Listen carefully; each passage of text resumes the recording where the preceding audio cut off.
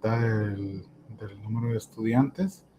Conforme vayan agregándose, los voy a ir aceptando al resto hasta que lleguemos a las 2 de la tarde, en el cual pues, ya como tiempo prudencial para poderse unir a la actividad, pues hemos dado aproximadamente un tiempo de más de 15 minutos. Entonces,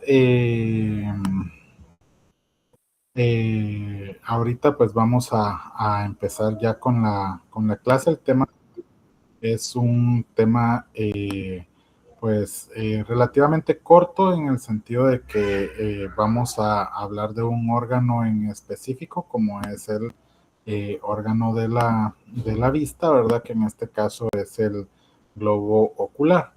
Entonces vamos a partir de...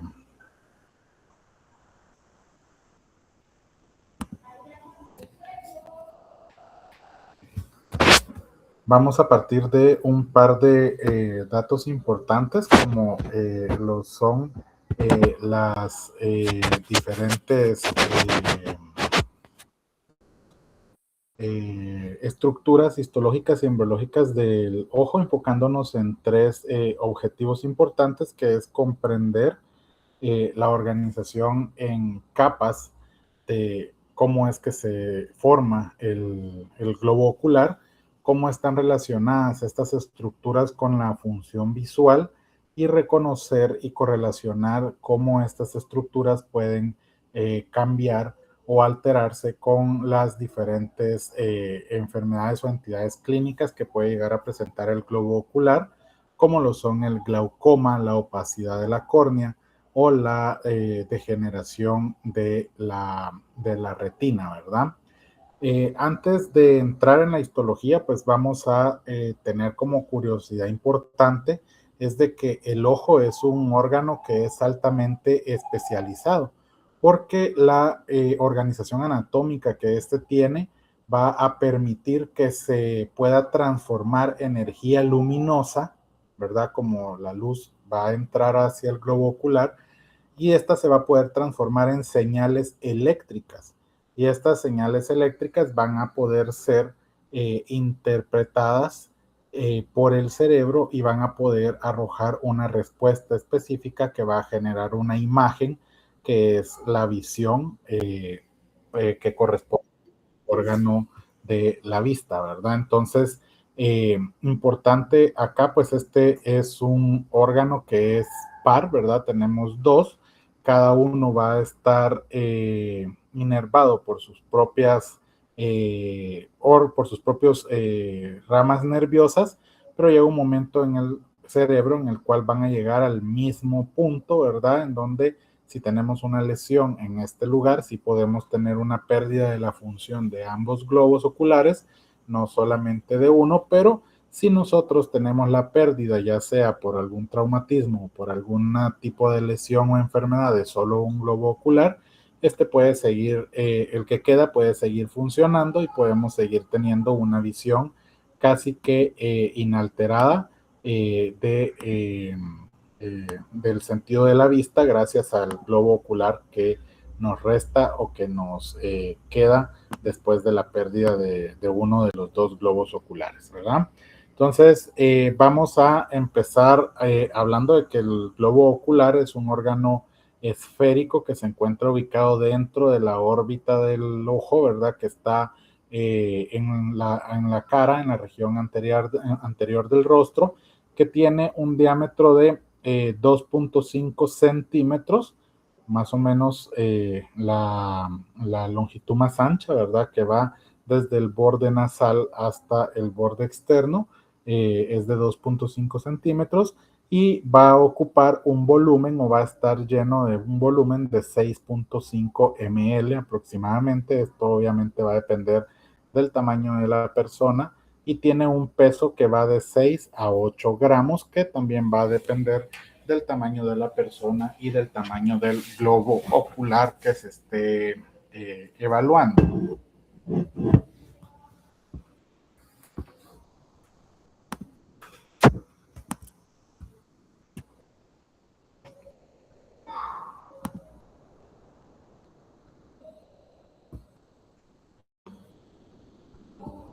Vamos a considerar también que las dimensiones que tiene el globo ocular, estas pueden aumentar dependiendo de la patología o dependiendo de alguna anomalía que se llegue a presentar.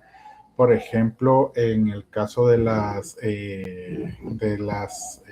miopías axiales, en el cual puede haber un aumento de la longitud antero-posterior, quiere decir que vamos a tener un aumento desde la parte, un alargamiento, por ejemplo, del ojo desde la parte que nosotros vemos, desde la parte de adelante del ojo hacia la parte posterior, que va hacia la parte interna del cráneo. Este alargamiento se va a dar principalmente en los pacientes que tienen este tipo de miopía, con la intención como de compensar esa falta de lectura que hay hacia la luz que llega al globo ocular y que no puede ser percibida de manera correcta, ¿verdad?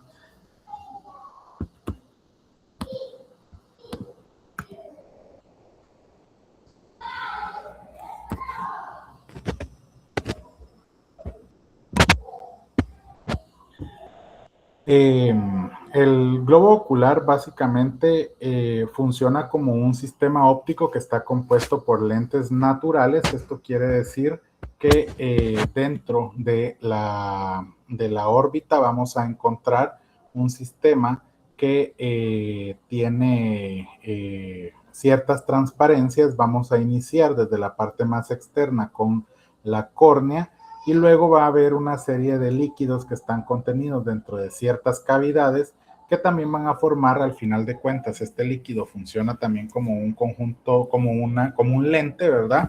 Que va a tener cierto volumen y cierta convergencia o divergencia de los rayos luminosos, que van a hacer que estos se puedan amplificar o disminuir, o que se puedan converger, o que puedan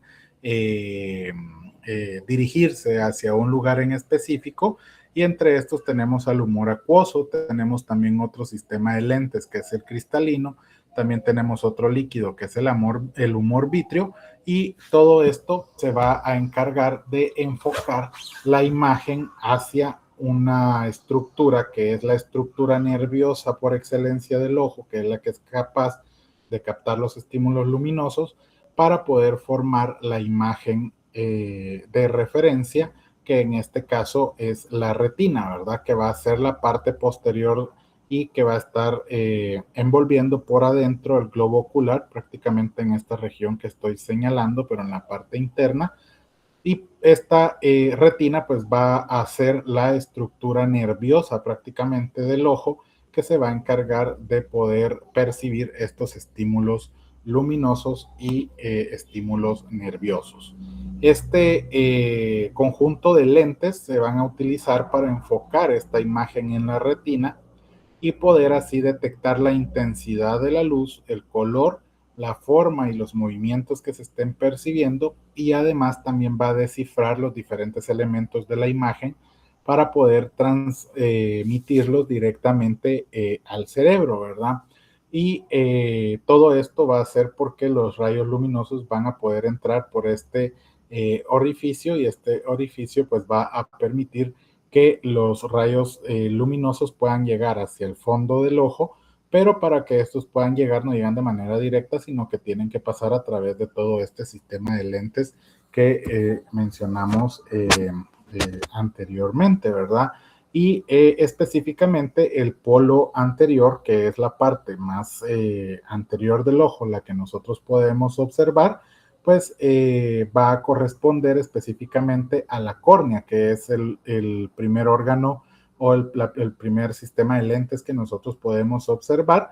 Y en el caso del colo posterior, va a estar entre la pupila óptica y la fóvea, y van a ser el sistema de lentes que se van a encontrar más dirigidos hacia la región posterior o hacia la parte trasera del ojo. Acá tenemos un ejemplo de cómo es que los sistemas de luz van a entrar al ojo, ¿verdad? Y la característica principal que tienen es de que los lentes van a tener la capacidad para poder generar que cierta imagen se pueda transmitir hacia la retina de manera como que estuviéramos hablando cuando uno dibuja a nivel, a escala, ¿verdad?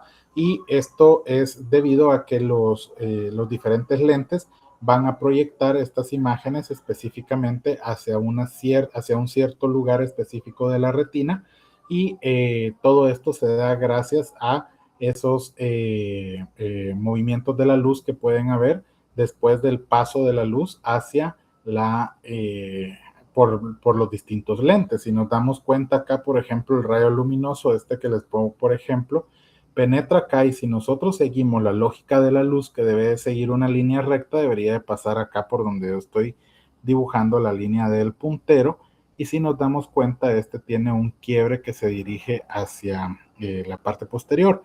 Este movimiento de la luz es el reflejo, como cuando nosotros alumbramos con un foco, un espejo, y que nosotros con el espejo podemos moverlo y podemos mover el rayo de luz y dirigirlo hacia algún lugar en específico. Pues esa es la función de estos lentes, ¿verdad? Dirigir todos esos rayos luminosos hacia un lugar en específico para poder formar una imagen puntual o una imagen específica.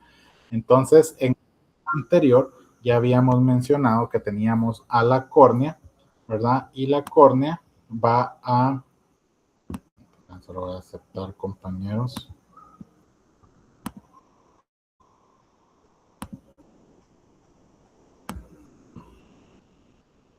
Bueno, en el polo anterior tenemos a la córnea, que en este caso va a ser el centro. Nosotros vamos a observar una estructura de color, pero esta estructura de color está protegida por un domo, que es ese domo transparente corresponde a la córnea, que es la parte más anterior del ojo. Luego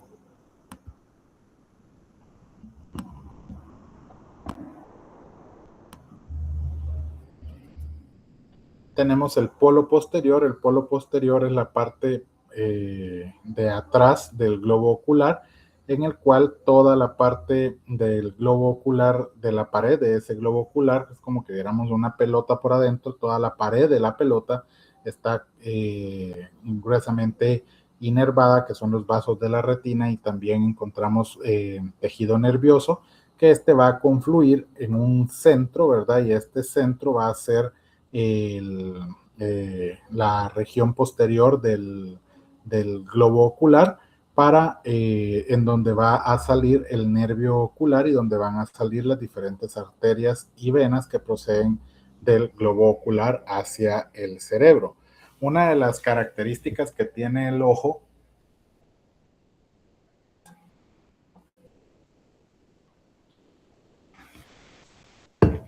es que los ejes no están perfectamente alineados, que es acá, ¿verdad? O sea, nosotros vemos que no tenemos, en este caso, no tenemos la estructura o el orificio, digamos, perfectamente alineado con el lugar en donde entra el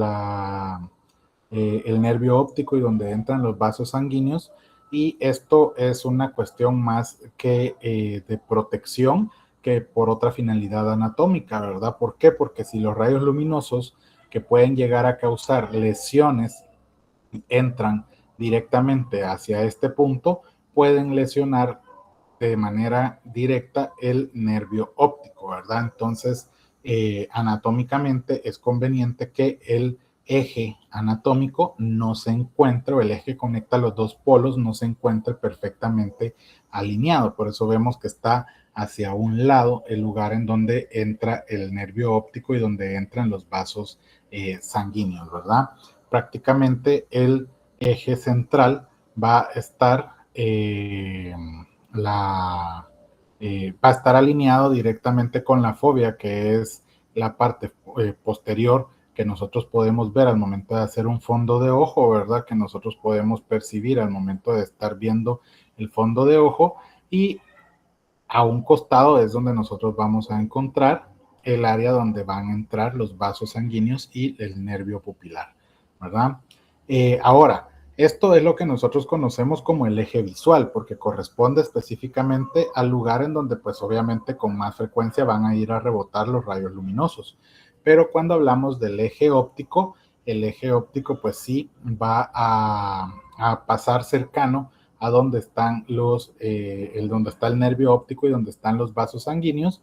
¿Y por qué? Porque tiene que atravesar por el centro directamente de los medios refringentes, y este pues sí casi va a coincidir con el eje anatómico, que está muy cercano también a donde está la entrada del nervio y de las venas ópticas.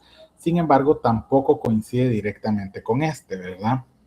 Eh, el meridiano vertical, que hace referencia a la línea imaginaria que va a estar dividiendo el ojo en una mitad nasal y en una mitad temporal, o sea, divide el ojo en una mitad que va hacia la nariz y en otra mitad que va hacia la mitad temporal, se hace dividiendo el ojo por la mitad desde el lado de afuera sin tomar en cuenta las estructuras anatómicas de adentro. Y luego tenemos el meridiano horizontal, que divide al ojo en dos estructuras, una estructura superior y una estructura inferior, y esta división también se hace directamente dividiendo el ojo a la mitad perfectamente, el globo ocular, sin tomar en cuenta las estructuras que se encuentren en su interior. Para tomar la división o para tomar la medición de alguna estructura, hablando de la parte interna, que ahí sí tomamos las estructuras que se encuentran en su interior, específicamente es cuando hablamos del eje anatómico, que va a conectar los dos polos directamente desde el punto medio de un lado hacia el punto medio del otro lado. Luego tenemos el eje visual, que es el lugar en donde entra la luz hasta donde rebota la luz en la parte posterior. Y luego tenemos el eje óptico, que es el lugar en el cual la luz puede penetrar directamente de manera recta, ¿verdad? Atravesando todos los medios o todos los medios los medios refringentes, ¿verdad? Entonces, luego tenemos el ecuador. El ecuador hace referencia a la anchura máxima del globo ocular, ¿verdad? La parte que es más ancha, que ya habíamos hablado que es la parte que va desde la nariz hacia el borde externo, que esa es la parte más ancha del ojo, y la pared del ojo directamente, ya hablando de las estructuras anatómicas que lo conforman, va a estar conformado por una capa fibrosa, que es la capa esclerocorneal, que es la que le da protección, mantiene la forma y la turgencia del ojo y la forma tridimensional. Si nosotros tuviéramos que hablar de una capa esclerocorneal, estamos hablando de que todo esto blanco es la esclerótica, y esta esclerótica está unida a este domo transparente. Este domo transparente es la córnea, ¿verdad? Todo esto hace que el globo ocular mantenga la forma tridimensional, que este no pierda la forma redonda, ¿verdad? Esto es específicamente la capa más externa del ojo, que corresponde a la capa fibrosa. Luego, detrás de esta capa vamos a tener una capa vascular que se conoce como uvea, que esta capa vascular le va a generar la nutrición principalmente de la retina, y esta se va a encargar de la producción del humor acuoso. También se encarga de la acomodación y del control de la cantidad de luz que entra en el ojo. Y de último tenemos a la retina, que la retina corresponde a la capa nerviosa. Esta va a tener los receptores que van a recibir la luz. Eh, Dentro de los medios dióptricos, o de los medios donde la luz tiene que atravesar, tenemos a la córnea, que este es el más importante y es el más externo. Luego tenemos al humor acuoso, que ocupa la cámara anterior y la cámara posterior. Luego tenemos al cristalino, que corresponde a un lente que es biconvexo. Y por último tenemos al cuerpo vítreo o humor vítreo, también se le denomina en algunas literaturas, que ocupa la cavidad por detrás del cristalino.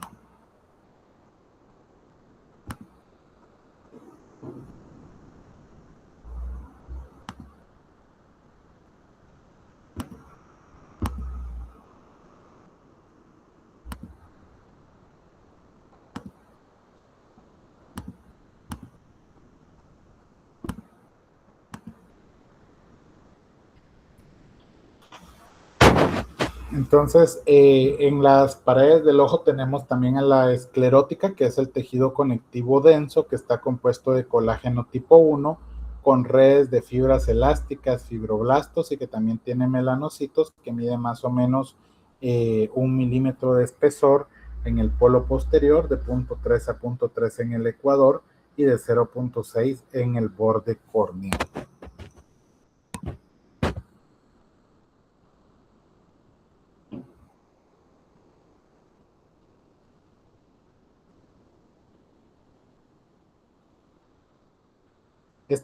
Se va a encargar prácticamente de mantener la forma correcta del ojo, la forma tridimensional del ojo, que es lo que vemos que está acá y que luego se va a poder unir hacia los músculos o a los diferentes músculos encargados de los diferentes movimientos y posicionamientos del ojo, y forma parte de el tejido conectivo común que nosotros conocemos. Luego, el órgano que corresponde a los órganos dióptricos, la córnea.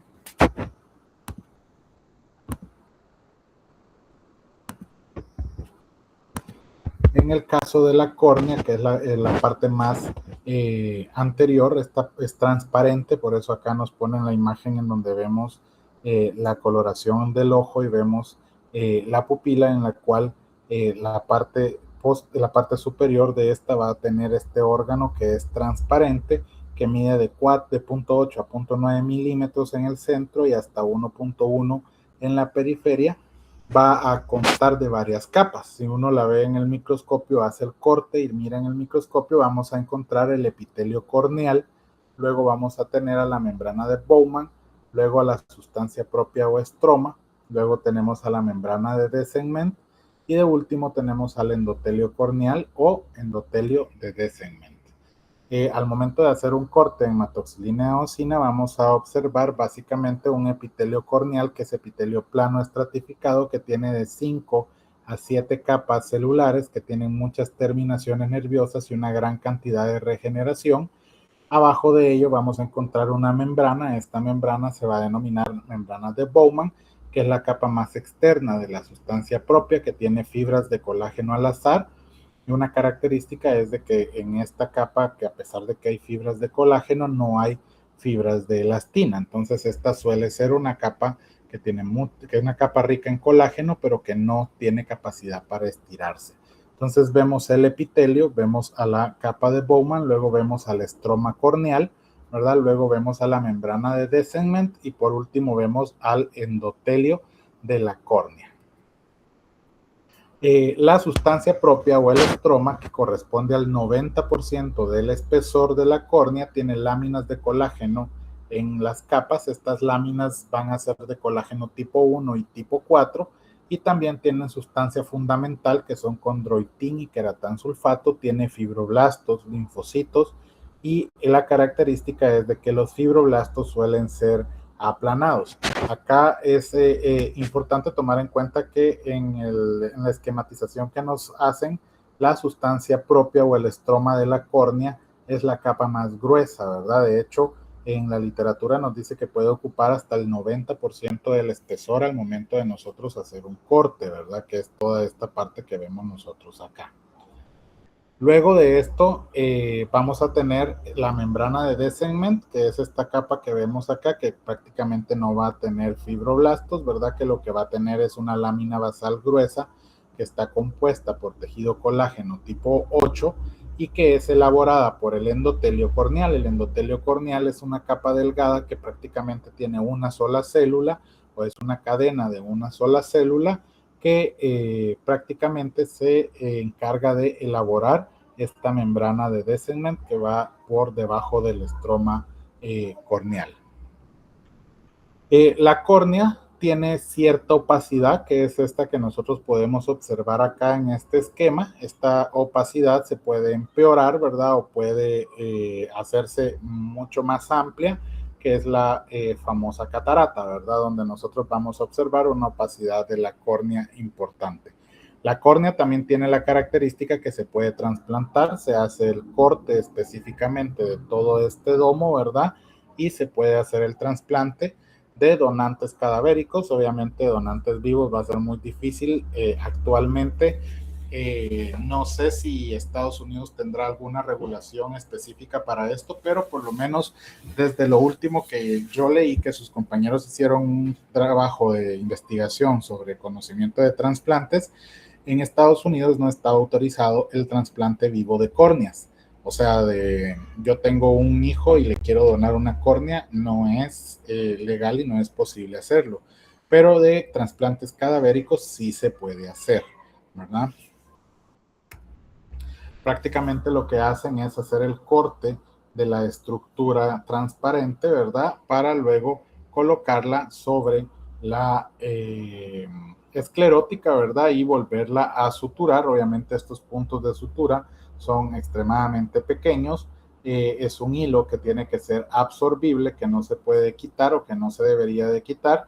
La forma de sutura en forma estrellada no es porque el corte se haga así, porque acá vemos que el corte es completamente limpio, pero la forma de sutura estrellada se hace para evitar rasgaduras, ¿verdad? Para evitar que un solo punto, por ejemplo, si nosotros costuráramos acá, los que han cosido una camisa, una lona, por ejemplo, que solamente cosen en un solo punto de suturas y luego jalan esto, se puede desgarrar, ¿verdad? Entonces la idea es evitar que hayan desgarros de la córnea trasplantada.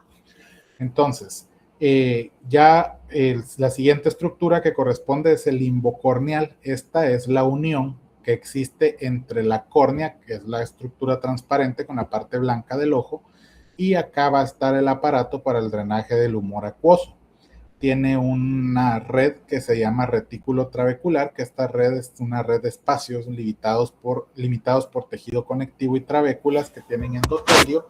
Y acá vamos a encontrar el canal de Schellem, que es un vaso aplanado que rodea todo el limbo. Va a drenar el humor acuoso a las venas del limbo, luego a las venas epiesclerales, y la obstrucción de estas venas epiesclerales o de las venas del limbo es lo que va a causar el glaucoma por acumulación del humor acuoso dentro del ojo, que ya vamos a ver dónde es que se va a ocupar el humor acuoso. Entonces, básicamente, acá vemos la estructura, ¿verdad? De nuestro ojo, ¿verdad? Vemos el globo ocular, luego vamos a encontrar la unión epiesclerótica, ¿verdad? Que es la unión de la córnea con la esclerótica, y en esta parte o en la parte posterior vamos a encontrar los diferentes canales o los diferentes conductos que van a drenar hacia las venas, y luego las venas pues ya se van a ir hacia las venas epiescleróticas, que son las venas que terminan drenando el ojo. Acá vemos una tinción de hematoxilina eosina, en donde podemos encontrar los procesos ciliares, y vamos a encontrar la esclerótica, ¿verdad? Y en la esclerótica o en medio de la esclerótica vamos a encontrar ese canal de Schellem, que va a ser el que se va a encargar de drenar el humor acuoso. Acá vemos otro esquema, ¿verdad? Vemos cómo la córnea, que es el domo, ¿verdad? Está posicionado y se va a unir a la esclerótica. Entonces, esta unión que da hacia la esclerótica, que es el limbo, debajo de ese limbo vamos a encontrar esta malla o esta red trabecular, ¿verdad? Red trabecular lo que hace es que prácticamente son orificios que están entre estas capas, van a ir uniéndose para formar después lo que conocemos como el conducto de Schellem, que está rodeando prácticamente toda la estructura, ¿verdad?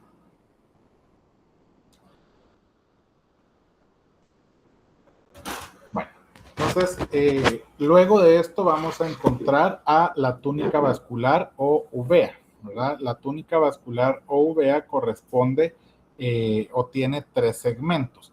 Hasta acá básicamente habíamos visto la esclerótica, ¿verdad? Con la unión de la esclerótica con la córnea, que es lo que habíamos visto hasta hace un momento, ¿verdad? Que esta está en todo alrededor, tiene estas trabéculas que forman o que se van a drenar al conducto para poder eliminar el exceso de humor acuoso.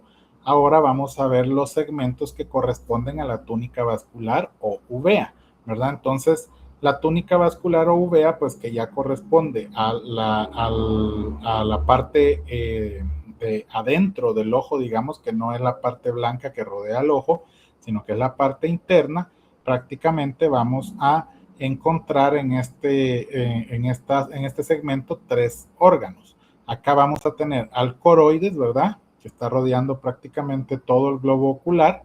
Luego el coroides vamos a encontrar a los cuerpos ciliares y adicional a esto vamos a encontrar en la parte posterior de los cuerpos ciliares y en la parte posterior y hacia abajo de los cuerpos ciliares al iris, ¿verdad?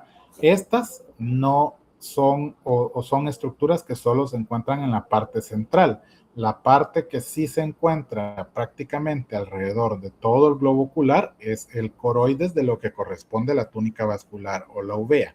Esta es una membrana unida que está unida a la esclerótica por la lámina supracoroidea. Está constituida por 4 capas. Tienen una membrana supracoroidea, una membrana vascular que tiene arterias y venas grandes, también una membrana coriocapilar y la membrana de Bruch, que también se le conoce como membrana vítrea, que contiene 5 elementos, ¿verdad? Estos 5 elementos que acá se ven en grande, que los vamos a numerar uno por uno, estos van a ser el endotelio capilar, las fibras de colágeno, la red de fibras elásticas y la capa de fibras colágenas, y también tiene una lámina de tejido basal de epitelio pigmentario de la retina, ¿verdad? Entonces, luego de eso, vamos a ver el segundo órgano de la uvea, que es el engrosamiento de la túnica vascular, que es el cuerpo ciliar. Este tiene forma triangular al corte, es este prácticamente que vemos acá, ¿verdad? Esta estructura que vemos acá.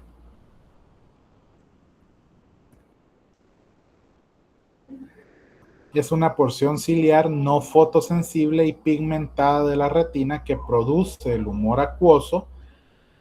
Ahí vamos a encontrar también los procesos ciliares, que vamos a encontrar el músculo de acomodación, que es el músculo liso de Bruque, el meridional, radial y circular o de Müller, y está compuesta por tejido conjuntivo laxo.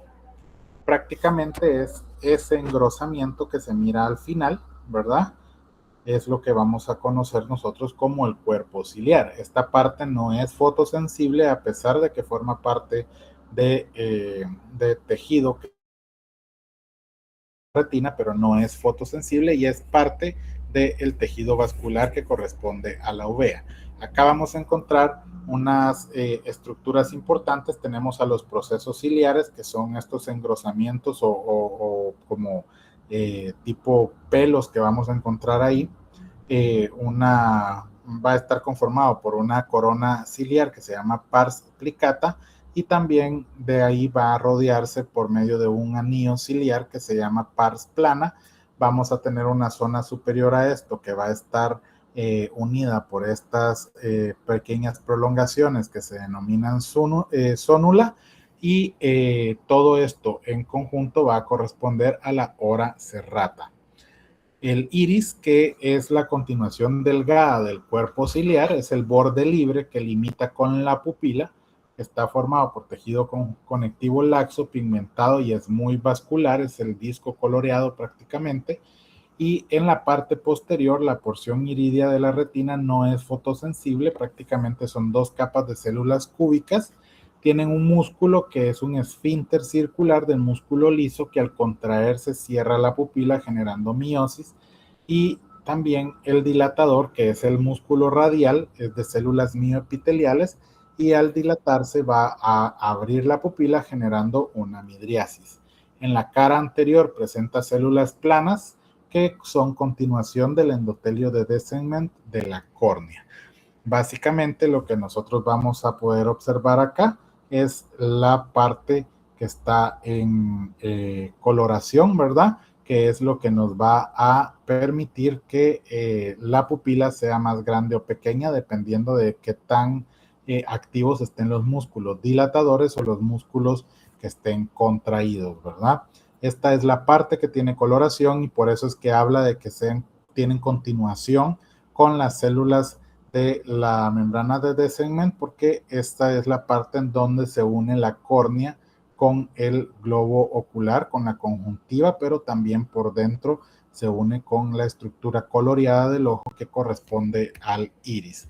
El iris pues va a tener en sus estructuras pues prácticamente tejido muscular, porque tiene a los músculos que van a poder generar, como por ejemplo el músculo dilatador de la pupila, y también vamos a encontrar muchos macrófagos pigmentarios por el tema del color que se tiene, ¿verdad? El color obviamente va a depender mucho de cuestiones genéticas y de la herencia, pero vamos a encontrar melanocitos también, vamos a encontrar fibroblastos, vamos a encontrar eh, eh, un tejido conjuntivo, y vamos a encontrar células mioepiteliales, células epiteliales y tejido muscular.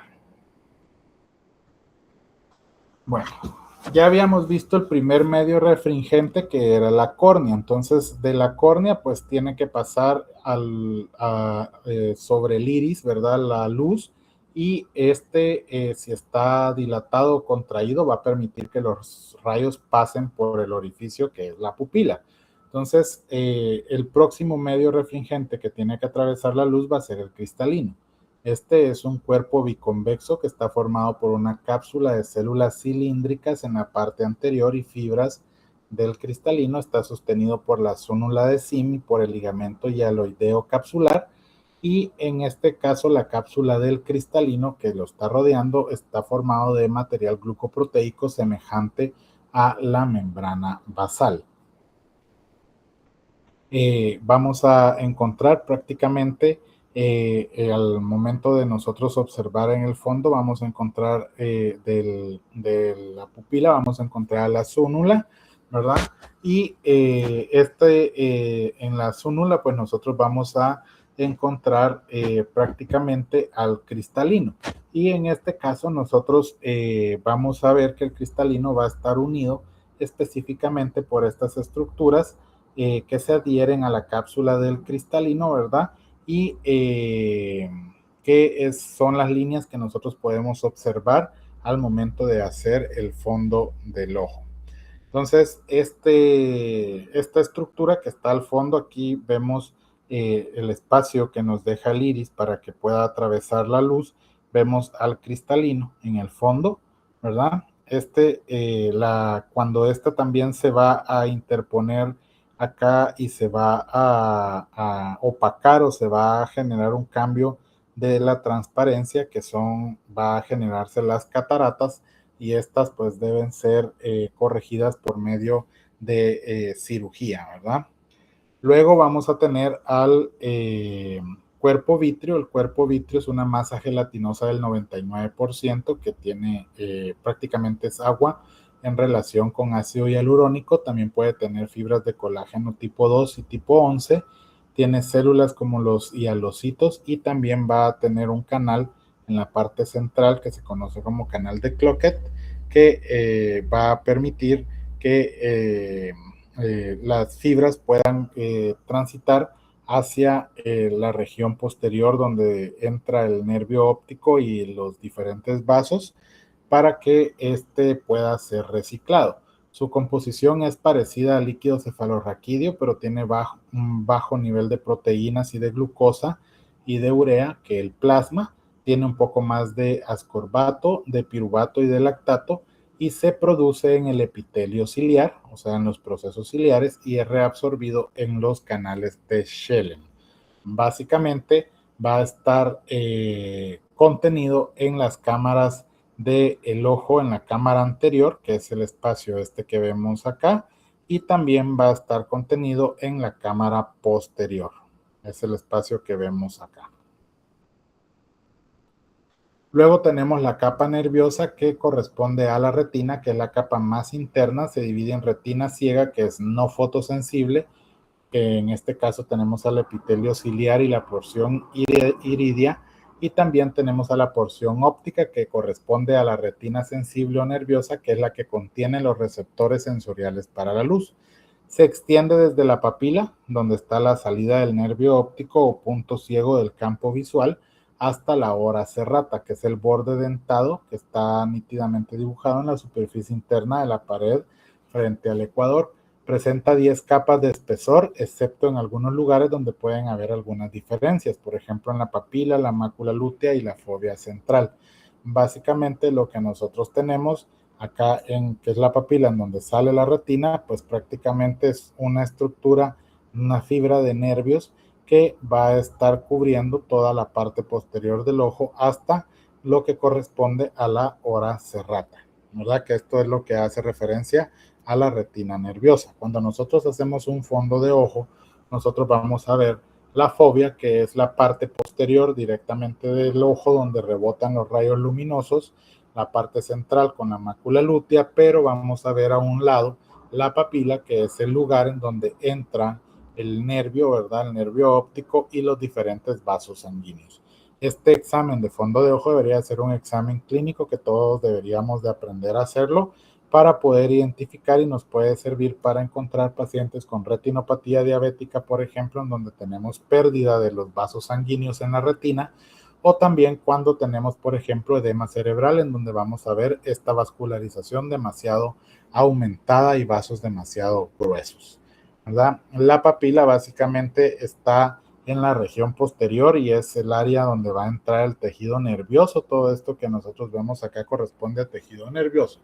Y las capas de la retina va a estar conformada por un epitelio pigmentario. Este epitelio pigmentario está formado por una capa de células en forma de prisma hexagonales. La cara basal se apoya en la membrana de Bruch y la cara apical se orienta hacia los conos y bastones. Aquí van a haber microvellosidades, el citoplasma va a tener abundante melanina y por eso es que se denomina epitelio pigmentario, porque se va a ver una línea un poquito más oscura de lo que se vería el resto del epitelio sin tomar en cuenta los núcleos, ¿verdad? Este epitelio pigmentario se va a dar en la retina y se puede continuar incluso en el cuerpo ciliar, que ya vimos que el cuerpo ciliar también forma parte de la clasificación de la retina, solo que de la retina ciega, ¿verdad? Luego tenemos la capa de los conos y los bastones, que esto es aquí en donde encontramos las prolongaciones externas de los fotorreceptores.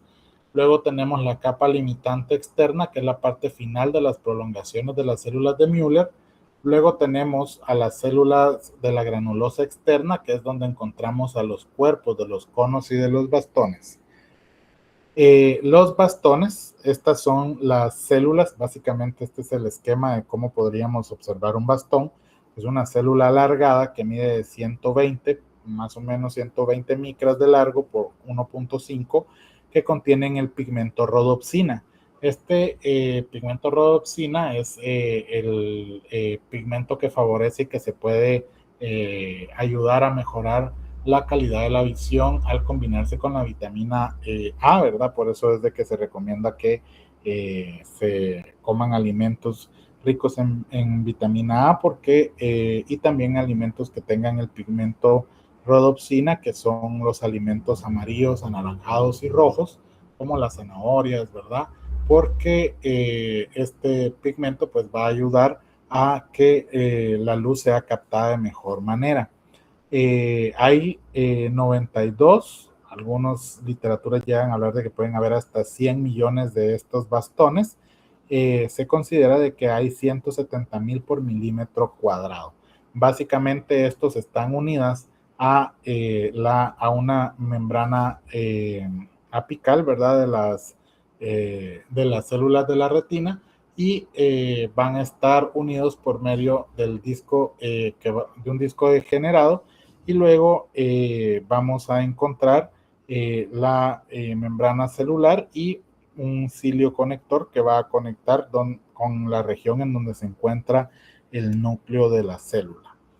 En el caso de los conos, sus segmentos externos suelen ser más cortos y anchos. Estos ya miden 70 micrómetros, casi un poquito más de la mitad de lo que miden los bastones, y 5 micrómetros, prácticamente 3 veces más de ancho que los bastones.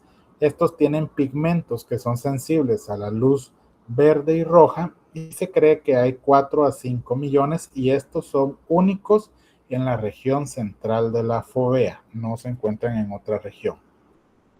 Luego de las capas de los conos y los bastones, tenemos la capa plexiforme externa de la retina. Luego tenemos la capa granulosa externa. En el caso de la plexiforme, tiene las áreas de la sinapsis de los axones, de todas las células fotorreceptores y de las dendritas bipolares y horizontales. En el caso de la granulosa externa, tenemos células bipolares horizontales, células amacrinas y de Müller, que son células de sostén para la retina, y de células interplexiformes. Y tenemos también células plexiformes internas que corresponden a la sinapsis entre los axones bipolares y de las dendritas amacrinas y dendritas ganglionares. Aquí tenemos un esquema prácticamente de cómo vamos a tener a los conos, ¿verdad? Y a los bastones, los cuales se van a conectar con la retina, ¿verdad?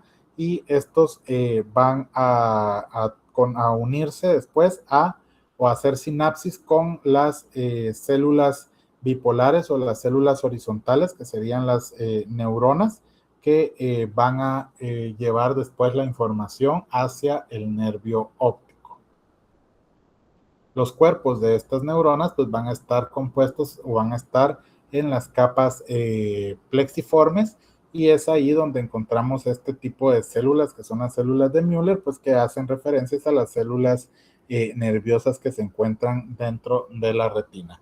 También acá en la limitante interna vamos a encontrar los vasos sanguíneos que van a estar nutriendo las diferentes células de la retina. Acá vemos nuevamente las capas de la retina, ¿verdad? Vamos a verlas enumeradas una por una y el tipo de células. Vemos también cómo puede estar esquematizado, ¿verdad? Y cómo las diferentes las neuronas se unen hacia los conos y los bastones, ya sea con las neuronas horizontales o con las neuronas bipolares, hasta llegar a las células de Müller, y luego estas pues ya tienen axones largos que se van hacia a formar el nervio óptico. La parte externa que corresponde a los párpados pues son piel, solo que son consideradas de piel delgada, ¿verdad? Y está revestida por conjuntiva palpebral, y podemos encontrar tejido conectivo y también algunas glándulas específicas, como son glándulas sudoríparas o glándulas de Moll, glándulas sebáceas o de Meibomian, y también podemos encontrar músculo esquelético, que es el que va a permitir los movimientos de las cejas y de las pestañas, ¿verdad? Por el interior de los párpados vamos a encontrar la conjuntiva palpebral, ¿verdad? Y también vamos a tener acá la conjuntiva ocular, que es la parte blanca. Los párpados, básicamente, lo que tenemos es un corte de piel, ¿verdad? Con la característica de que no vamos a encontrar tejido, es el corte que corresponde a piel delgada, sin encontrar estrato lúcido. Las pestañas, que son pelos largos, están insertados de 3 a 4 hileras, y estas, caso contrario, como la gente cree que si uno se las corta nunca vuelven a crecer, eso es un mito, porque cada 100 a 150 días las pestañas se caen solitas y vuelven a crecer porque se renuevan completamente, ¿verdad? En la parte interna o en la parte nasal vamos a encontrar glándulas lagrimales y conductos lagrimales, ¿verdad? En la parte superior tenemos a las glándulas lagrimales, que tienen forma de almendra, están detrás de la conjuntiva y por encima del globo ocular. Están constituidas por lóbulos glandulares de 6 a 12 conductos excretores, son de tipo túbulo alveolar, con una composición de tipo serosa. Tiene conductos intralobulares con células cilíndricas bajas y cuboideas, y estas van a estar formadas por adenómeros o túbulos secretores, que se van a unir para formar el conducto excretor, que va a llevar la sustancia hacia la parte externa del globo ocular, que es la lágrima que nosotros conocemos, ¿verdad? Esta va a poderse drenar también, estas glándulas se van a poder drenar, y toda la parte que está humedeciendo al ojo se puede ir drenando para irse reciclando por medio de estos conductos que vemos acá, los dos orificios, que luego se van a drenar hacia la pared posterior de la rinofaringe. Cuando hablamos de la embriología del ojo, vamos a hablar de que deriva del neuroectodermo, pero la parte del ectodermo va a generar la parte superficial de la cabeza, entonces vamos a encontrar también estructuras provenientes de ahí, de la misma forma como el mesodermo por el tema de la piel y algunas de la cresta neural también por el tema de la formación del sistema nervioso que genera la formación del nervio óptico. No podemos decir directamente que genera solamente de una capa, pero lo que sí estamos seguros es de que del neuroectodermo vamos a tener el origen de la retina de las capas posteriores de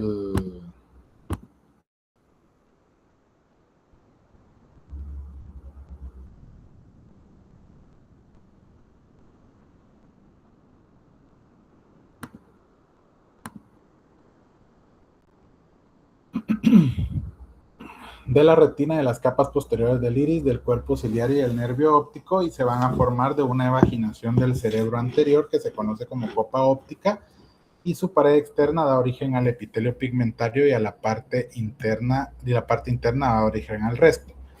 También del ectodermo superficial, que va a dar origen al cristalino y al epitelio corneal. Las vesículas ópticas inducen al ectodermo superficial a formar la placoda del cristalino, el cual se hunde y forma la fobia del cristalino. Del mesodermo y la cresta neural da origen a las capas fibrosa y vascular del ojo. El músculo liso y el tejido conectivo del cuerpo ciliar van a derivar del mesodermo, el músculo liso del iris del neuroectodermo y el tejido conectivo del iris, la coroides y de la esclerótica de la cresta neural. De la parte esta de embrio, sí, en el capítulo de ojo de la histología de Ross tenemos algo que corresponda a ojo, pues puede ser preguntable en el examen, pero no vamos a agregar contenido de embriología del libro de embrio para ojo, ¿verdad? Solamente el contenido del capítulo de histología de Ross. Yo sé que ahorita por el tema de la universidad está un poquito complejo. Yo apoyo 100% la lucha de los estudiantes. Sin embargo, tenemos que tomar en cuenta de que al momento de que esto se resuelva y que esperemos que se resuelva para bien, el día que se abran las puertas de la universidad, nosotros esperemos en Dios, con un rector adecuado, pero nuevamente estamos en el aire con temas y días perdidos. Entonces, yo sé que no hay algo oficial y yo no puedo obligarlos a ustedes a estar en las clases. Eso también quiero yo que esto quede como voluntario. No voy a pasar lista, ni voy a estar eh, peleando al respecto, ni vamos a ganar ni perder puntos por el tema de estar en las clases.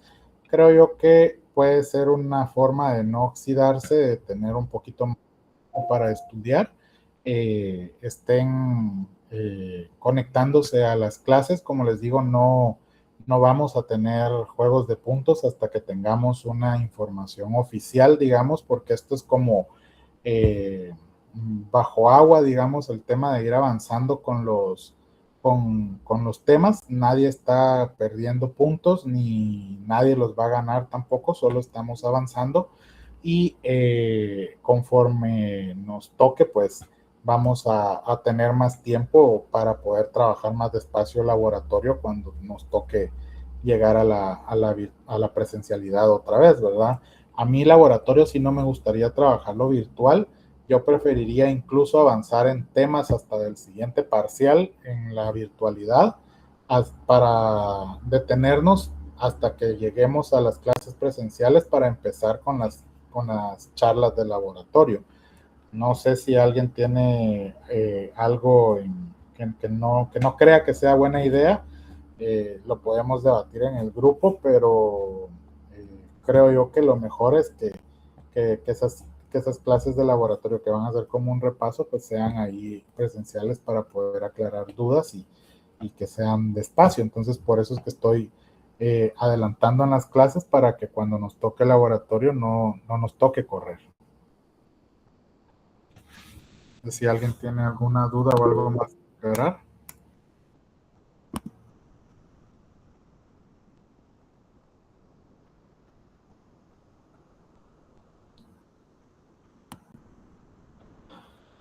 Ok, por ahí escribieron una duda de que si se presentarán los dos grupos el día 27.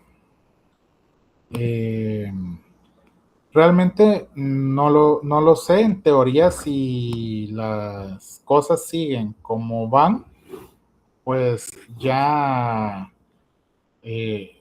nos tocaría una clase más todavía el 16, que sería el jueves 16, y otra clase el lunes. Entonces, en teoría, sí se deberían de presentar, pero eso dependerá de si hay virtualidad, si hay clases presenciales o no. Si hay clases presenciales, sí se presentan todos los grupos y seguimos como vamos. Las clases son las únicas que yo creo que podemos dar virtuales. No me gustaría que ustedes defendieran puntos por virtualidad.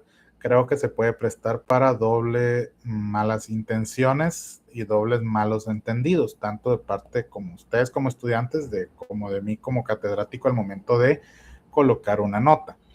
Entonces, se puede como percibir que no se esforzaron cuando sí, o al revés, ¿verdad? Que sí se esforzaron cuando no. Entonces, creo yo que si seguimos con la U cerrada hasta esa fecha, se van a correr.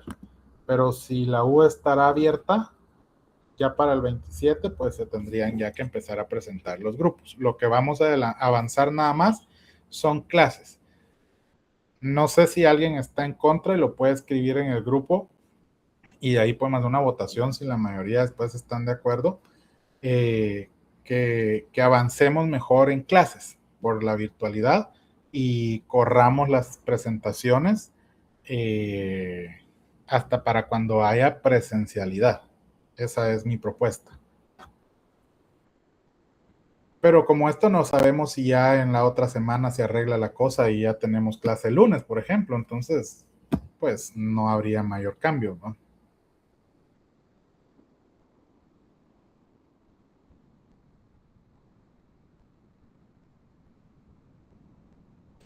Sí, doctor, en todo caso, disculpe, ya no se presentaría este jueves, entonces. No, porque tengo que terminar yo los temas.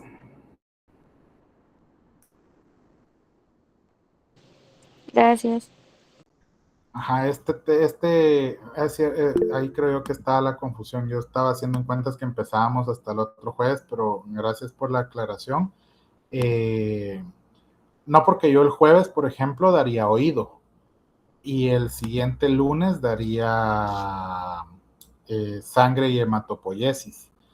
Entonces tendría que correr, digamos, para el 23. Entonces, si no hay presencialidad, yo prefiero incluso empezar a trabajar las clases virtuales del siguiente parcial, aunque nos saltemos las presentaciones de laboratorio para que esas sean cuando ya se arregle lo presencial.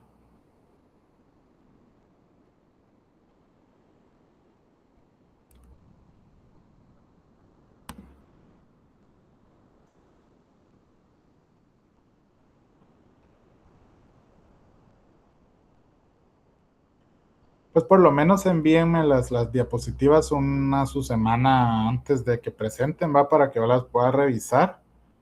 Eh, no me las van a enviar domingo en la noche y van a presentar lunes, pero sí una semanita antes. Todavía tenemos ahorita una semana completa que yo de clase. Tienen para el jueves los del primeros grupos, ¿no? Si hubiera retorno a la presencialidad, si no, seguimos con clases virtuales, y si no abren la U, seguiremos avanzando con los temas y hasta que abran la U empezamos con las presentaciones. El jueves sería el último día que le podríamos enviar las diapos. Los del grupo que van a presentar el grupo 1 y 2. Sí, En teoría sí, sí abren la U, pero como no, es que no, por eso les digo, ustedes imagínense como que el otro jueves ya abrieron la U, ¿va? Entonces ustedes tendrían que presentar los primeros dos grupos el jueves 23.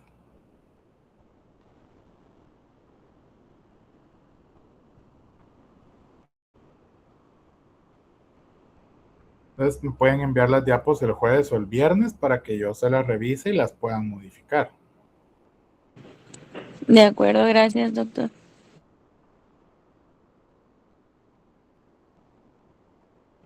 Bueno, nos vemos entonces el jueves para la siguiente clase. Que tengan buena tarde.